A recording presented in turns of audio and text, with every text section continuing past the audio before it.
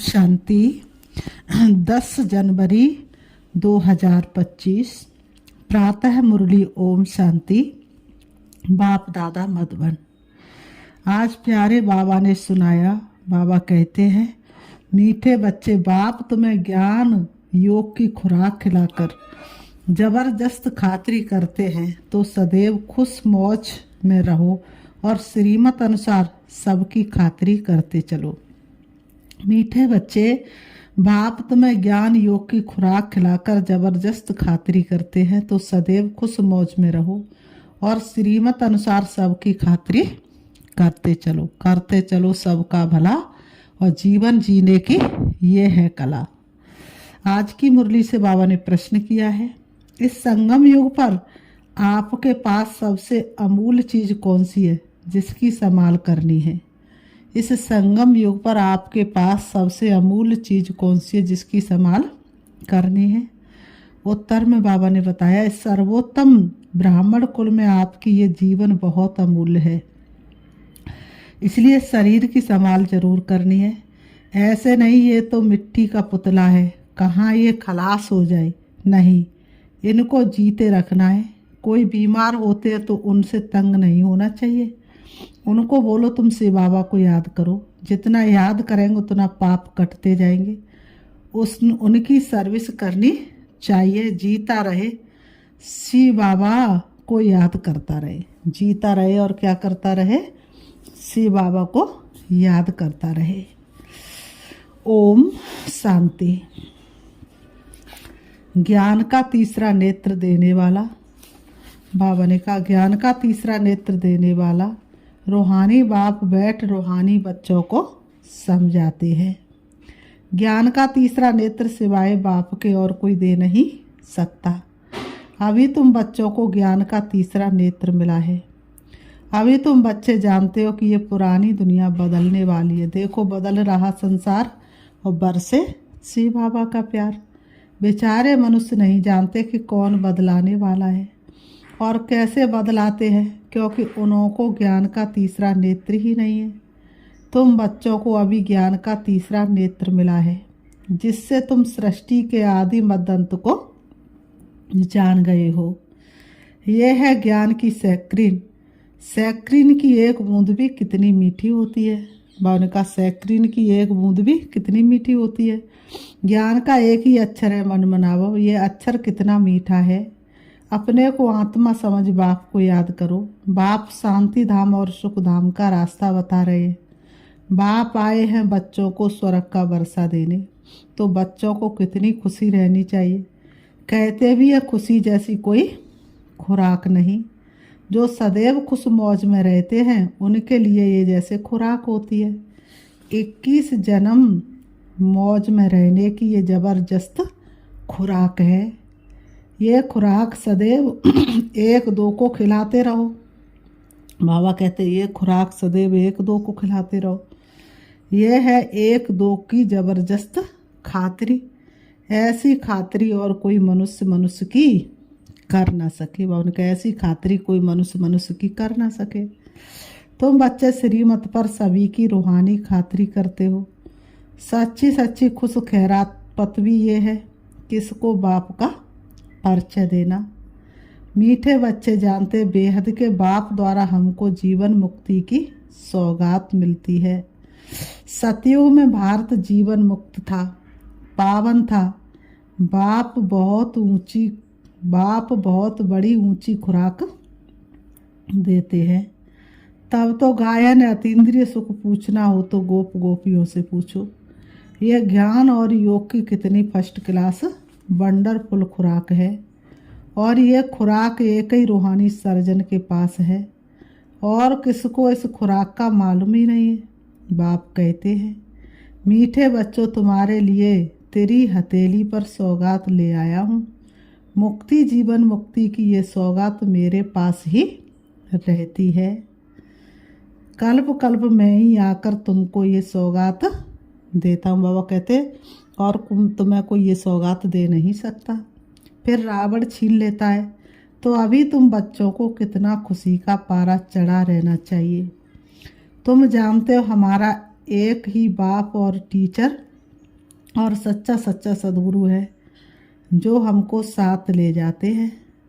बाबा कहते हैं जो हमको साथ ले जाते हैं। मोस्ट बिलीवेड बाप से विश्व की बादशाही मिलती है, ये कम बात है क्या। बच्चों को सदैव हर्षित रहना चाहिए। Godly student life is the best, ये अभी का गायन है ना, उनका ये गायन अभी का है ना। फिर नई दुनिया में तुम सदैव खुशियाँ मनाते रहेंगे। दुनिया नहीं जानती कि सच्ची सच्ची खुशियाँ कब मनाई जाएंगी। मनुष्यों को तो सतयुग का ज्ञान ही नहीं है, तो यहाँ ही मनाते रहते हैं। परंतु इस पुरानी तमो प्रधान दुनिया में खुशी कहाँ से आई। यहाँ तो त्राही त्राही करते रहते हैं। कितना दुख की दुनिया है। बाबा ने कहा बाप तुम बच्चों को कितना सहज रास्ता बताते हैं। ग्रस्त व्यवहार में रहते कमल फूल समान रहो। धंधा दोरी याद करते भी मुझे याद करते रहो। जैसे आशिक और मासिक होते हैं वह तो एक दो को याद करते रहते हैं। वह उनका आशिक वह उनका मासिक होता है। यहाँ ये बात ही नहीं है। यहाँ तो तुम सभी एक मासूक के जन्म जन्मांतर से आशिक रहे हो। बाप तुम्हारा कभी आशिक नहीं बनता। तुम उस मासूक को आने के लिए याद करते आए हो। जब दुख जास्ती होता है तो जास्ती सुमिरन करते हैं। तब तो गायन भी है दुख में सिमरण सब करे सुख में करे ना कोई। इस समय जैसे बाप सर्वशक्तिवान है, दिन प्रतिदिन माया भी सर्वशक्तिवान तमो प्रधान होती जाती है। इसलिए बाबा कहते अब बाप कहते हैं मीठे बच्चे देही अभिमानी बनो। अपने को आत्मा समझ मुझ बाप को याद करो और साथ साथ दैवी गुण भी धारण करो। तुम ऐसे लक्ष्मी नारायण बन जाएंगे। इस पढ़ाई में मुख्य बात है ही याद की। ऊंचे तो ऊंच बाप को बहुत प्यार स्नेह से याद करना चाहिए। वह ऊंचे तो ऊंच बाप ही नई दुनिया स्थापन करने वाला है। बाप कहते हैं मैं आया हूँ तुम बच्चों को विश्व का मालिक बनाने। इसलिए अब मुझे याद करो तो तुम्हारे अनेक जन्मों के पाप कट जाएंगे। पतित पावन बाप कहते हैं तुम बहुत पतित बन गए हो। इसलिए अब तुम मुझे याद करो तो तुम पावन बन और पावन दुनिया का मालिक बन जाएंगे। पतित पावन बाप को ही बुलाते हैं ना। अब बाप आए हैं तो जरूर पावन बनना पड़े। बाबा कहते हैं बाप दुख हरता सुख करता है। बरोबर सतयुग में पावन दुनिया थी तो सभी सुखी थे। अब बाप फिर कैसे कहते हैं बच्चे शांति धाम और सुख धाम को याद करते रहो। बाबा कहते शांति धाम सुख धाम को याद करते रहो। अभी है संगम युग। खिवैया तुमको इस पार से उस पार ले जाते हैं। नैया कोई एक नहीं, सारी दुनिया जैसे एक बड़ा जहाज है, उनको पार ले जाते हैं। बाबा उसको पार ले जाते हैं। तो मीठे बच्चों को कितनी खुशियाँ होंगी। तो मीठे बच्चों को कितनी खुशियाँ होनी चाहिए। तुम्हारे लिए तो सदैव खुशी ही खुशी है। बेहद का बाप हमको पढ़ा रहे हैं। वाह ये तो कभी ना सुना ना पढ़ा। भगवान वाच मैं तुम रूहानी बच्चों को राजयोग सिखा रहा हूँ तो पूरी रीति सीखना चाहिए, धारणा करनी चाहिए, पूरी रीति पढ़ना चाहिए। पढ़ाई में नंबरवार तो सदैव होते ही है। अपने को देखना चाहिए मैं उत्तम हूँ, मध्यम हूँ व कनिष्ठ हूँ। बाप कहते अपने को देखा, बाप कहते अपने को देखो मैं ऊंच पद पाने के लायक हूँ। रूहानी सर्विस करता हूँ क्योंकि बाप कहते बच्चे सर्विसेबल बनो, फॉलो करो। मैं आया ही हूँ सर्विस के लिए, रोज सर्विस करता हूँ, इसलिए ही तो ये रथ लिया है। इनका रथ बीमार पड़ जाता है तो मैं इनमें बैठ मुरली लिखता हूँ। बाबा ने कहा इनका रथ बीमार पड़ जाता तो बाबा क्या करते, बैठ करके मुरली लिखते। मुख से तो बोल नहीं सकते तो मैं लिख देता हूँ ताकि बच्चों के लिए मुरली मिस ना हो। तो मैं भी सर्विस पर हूँ ना, ये है रूहानी सर्विस। तो तुम बच्चे भी बाप की सर्विस में लग जाओ ऑन गॉड फादरली सर्विस। जो अच्छा पुरुषार्थ करते हैं, अच्छी सर्विस करते, उनको महावीर कहा जाता है। बाबा ने कहा जो अच्छी सर्विस करते तो उनको क्या कहा जाता? महावीर। देखा जाता कौन महावीर है? जो बाबा के डायरेक्शन पर चलते हैं। बाप का फरमान है अपने को आत्मा भाई भाई से देखो, इस शरीर को भूल जाओ। बाबा भी शरीर को नहीं देखते हैं। बाप कहते मैं आत्माओं को देखता हूँ। बाकी ये तो ज्ञान है कि आत्मा शरीर बगैर बोल नहीं सकती है। मैं भी इस शरीर में आया हूँ, लोन लिया हुआ है। शरीर साथ ही आत्मा पढ़ सकती है। बाबा की बैठक यहाँ ब्रकुटी में है। यह है अकाल तख्त। आत्मा अकाल मूर्त है। आत्मा कब छोटी बड़ी नहीं होती है, शरीर छोटा बड़ा होता है। जो भी आत्मा है उन सभी का तख्त ये ब्रकुटी है। शरीर तो सभी के भिन्न भिन्न होते हैं। किसका अकाल तख्त पुरुष का है, किसका अकाल तख्त स्त्री का है, किसका अकाल तख्त बच्चे का है। बाप बैठ बच्चों को रूहानी दिल सिखलाते हैं। जब कोई से बात करो तो पहले अपने को आत्मा समझो। हम आत्मा फलाने भाई से बात करते हैं। बाप का पैगाम देते हैं कि शिव बाबा को याद करो। याद से ही जंक उतरनी है। सोने में जब अलाएँ पड़ती हैं तो सोने की वैल्यू ही कम हो जाती है। तुम आत्माओं में भी जंक पड़ने से तुम वैल्यूलेस हो जाते हो। तुम वैल्यूलेस हो गए हो। अब फिर पावन बनना है। तुम आत्माओं को अब ज्ञान का तीसरा नेत्र मिला है। उस नेत्र से अपने भाइयों को देखो। ज्ञान के तीसरे नेत्र से अपने भाइयों को देखो। भाई भाई को देखने से कर्मेंद्रियां चंचल नहीं होगी। राजभाग लेना है, विश्व का मालिक बनना है तो ये मेहनत करो। भाई भाई समझ सभी को ज्ञान दो, तो फिर ये आदत पक्की हो जाएगी। सच्चे सच्चे ब्रदर्स तुम सभी हो। बाप भी ऊपर से आए हैं, तुम भी आए हो। बाप बच्चों सहित सर्विस कर रहे हैं। सर्विस करने की बाप हिम्मत देते हैं। हिम्मत बच्चे मत दे बाप। तो ये प्रैक्टिस करनी है। मैं आत्मा भाई को पढ़ाता हूँ। आत्मा पढ़ती है ना, इसको स्पिरिचुअल नॉलेज कहा जाता है, जो रूहानी बाप से मिलती है। संगम पर ही बाप आकर ये नॉलेज देते हैं कि अपने को आत्मा समझो। तुम नंगे आए थे, फिर यहाँ शरीर धारण कर तुमने 84 जन्म पाठ बजाया है।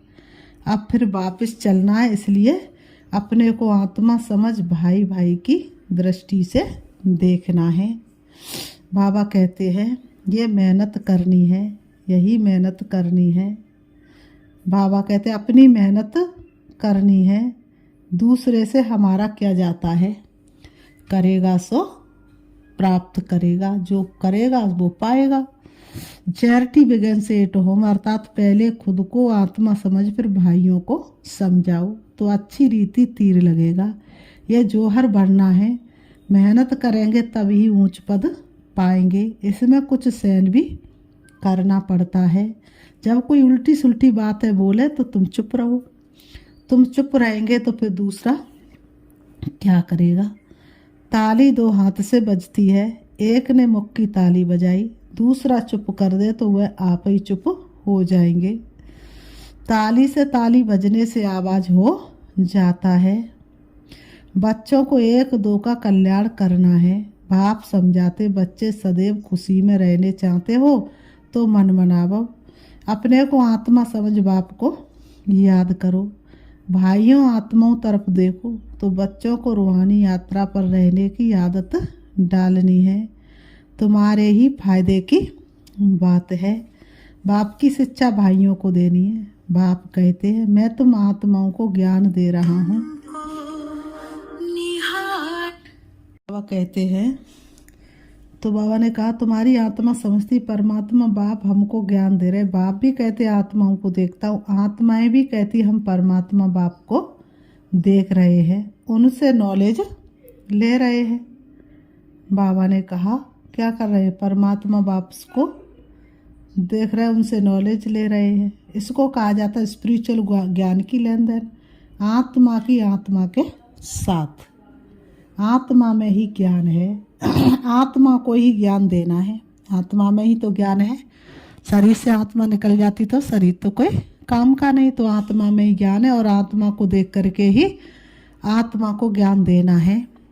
ये तो जैसे जौहर है, बाबा कहते हैं तुम्हारे ज्ञान में ये जौहर भर जाएगा तो किसको भी समझने से झट तीर लग जाएगा। बाबा ने कहा जैसे तुम्हारे अंदर जौहर भर जाएगा, तुम्हारी आत्मा में जौहर भर जाएगा, तो जैसे ही सामने वाले को समझाओगे तो तीर लग जाएगा। बाबा ने कहा जब तक योग का जौहर नहीं तब तक तीर लग नहीं सकता।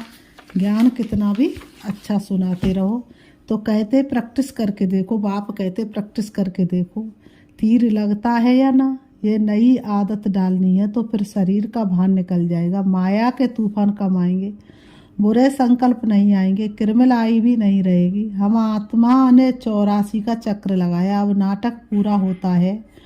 अब बाबा की याद में रहना है, याद से ही तमो प्रधान से सतो प्रधान बन सतो प्रधान दुनिया के मालिक बन जाएंगे। कितना सहज है, बाप जानते हैं। बच्चों को ये शिक्षा देना भी मेरा पार्टी है, कोई नई बात नहीं। हर 5000 वर्ष बाद हमको आना होता है। मैं बधाईमान हूँ, बच्चों को बैठ समझाता हूँ, मीठे बच्चे रूहानी याद की यात्रा में रहो तो अंत मतीसो गति हो जाएगी।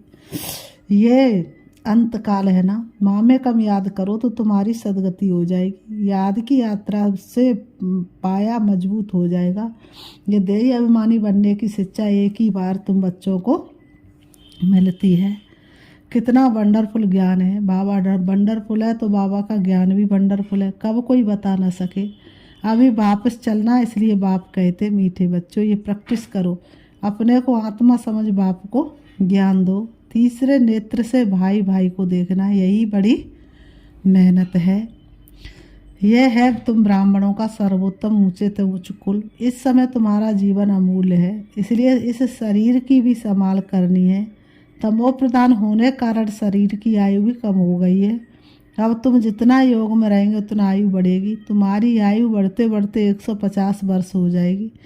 सतयुग में इसलिए शरीर की भी संभाल करनी है, इसलिए शरीर की भी संभाल करनी है। ऐसे नहीं ये तो मिट्टी का पुतला है, कहाँ ये खलास हो जाए, नहीं, इनको जीते रखना है। ये अमूल्य जीवन है ना। कोई बीमार होते तो उनसे तंग नहीं होना चाहिए, उनको भी बोलो शिव बाबा को याद करो। जितना याद करेंगे उतना उनके पाप कटते जाएंगे। उनकी सर्विस करनी चाहिए, जीता रहे शिव बाबा को याद करता रहे। ये समझ तो रहती है ना, हम बाबा को याद करते हैं, आत्मा याद करती है बाप से वर्षा पाने के लिए। फिर बाबा ने कहा अच्छा मीठे मीठे सिखीलते बच्चों प्रति माता पिता बाप दादा का याद प्यार और गुड मॉर्निंग। रूहानी बाप की रूहानी बच्चों को नमस्ते। हम रूहानी बच्चों की रूहानी बाप दादा को याद प्यार और नमस्ते नमस्ते नमस्ते। धारणा के लिए मुख्य सार नंबर 1, अपने को देखो मैं पुरुषार्थ में उत्तम हूँ, मध्यम हूँ या कनिष्ठ हूँ। मैं ऊंच पद पाने के लिए के लायक हूँ, मैं रूहानी सर्विस करता हूँ। नंबर 2, तीसरे नेत्र से आत्मा भाई को देखो, भाई भाई समझ सभी को ज्ञान दो। आत्मिक स्थिति में रहने की आदत डालो तो कर्मेंद्रियां चंचल नहीं होंगी। आज की मुरली से बाबा ने वरदान दिया, ब्रह्मा बाप समान महात्याग से महान भाग्य बनाने वाले फरिश्ता सो विश्व महाराज अनुभव। ब्रह्मा बाप समान महात्याग से महान भाग्य बनाने वाले फरिश्ता सो विश्व महाराज अनुभव। स्पष्टीकरण है, फरिश्ता सो विश्व महाराजन बनने का वरदान उन्हीं बच्चों को प्राप्त होता है जो ब्रह्मा बाप के हर कर्म रूपी कदम के पीछे कदम उठाने वाले हैं, जिनका मन बुद्धि संस्कार सदा बाप के आगे समर्पित है।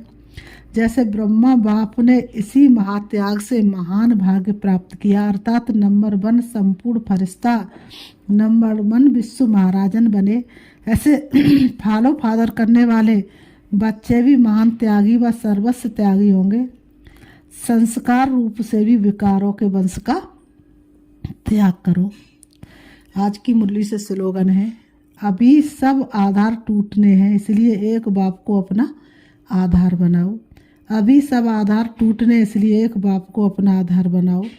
आज का पुरुषार्थ, अपनी शक्तिशाली मनसा द्वारा सकाश देने की सेवा करो। अपनी शक्तिशाली मनसा द्वारा सकाश देने की सेवा करो। इतनी सारी प्रकृति को परिवर्तन करना, तमोगुणी संस्कारों वाली आत्माओं के तमोगुणी वाइब्रेशन को बदलना और स्वयं को भी ऐसे खूने नायक वायुमंडल के वाइब्रेशन से सेफ रखना तथा उन आत्माओं को सहयोग देना, इस विशाल कार्य के लिए मनसा को शुभ भावनाओं से संपन्न शक्तिशाली बनाओ। अच्छा, ओम शांति।